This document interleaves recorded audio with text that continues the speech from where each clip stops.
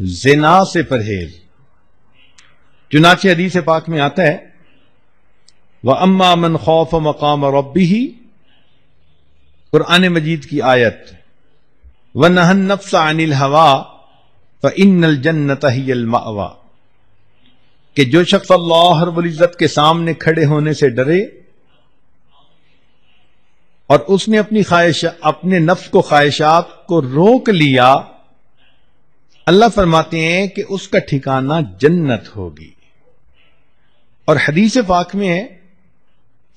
کہ اگر کوئی مرد ہو کہ جس کو کوئی عورت ذات منصب و جمال،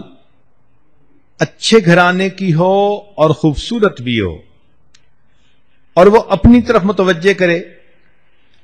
اور یہ آگے سے کہہ دے کہ انی اخاف اللہ،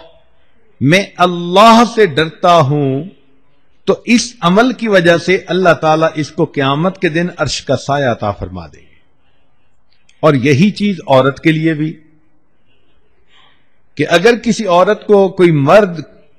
اپنی طرف متوجہ کرنے کی کوشش کرے، گناہ کے راستے پہ گھسیٹنے کی کوشش کرے، اور یہ کہہ دے کہ میں اللہ رب العزت سے ڈرتی ہوں، اس عمل کی وجہ سے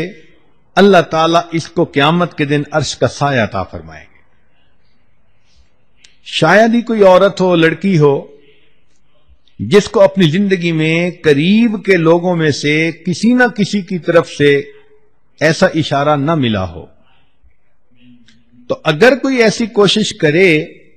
تو اس کا ایک جواب انی اخاف اللہ، میں اللہ سے ڈرتی ہوں. کوئی فون کے ذریعے رابطہ کرتا ہے،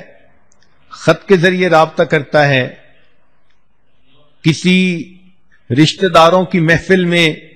محبت بھری نظریں ڈال کر اپنی طرف متوجہ کرنے کی کوشش کرتا ہے، مسکراہٹ کے ذریعے اپنی طرف متوجہ کرنے کی کوشش کرتا ہے.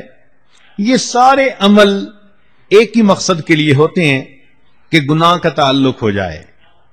تو اگر کوئی بھی ایسی انویٹیشن کسی کی طرف سے ہو اور عورت آگے سے کہہ دے دل میں کہ انی اخاف اللہ، میں اللہ سے ڈرتی ہوں، اور اپنی عزت کی حفاظت کر لے، اللہ تعالیٰ موت کے وقت اس کو کلمے پہ موت عطا فرمائیں گے.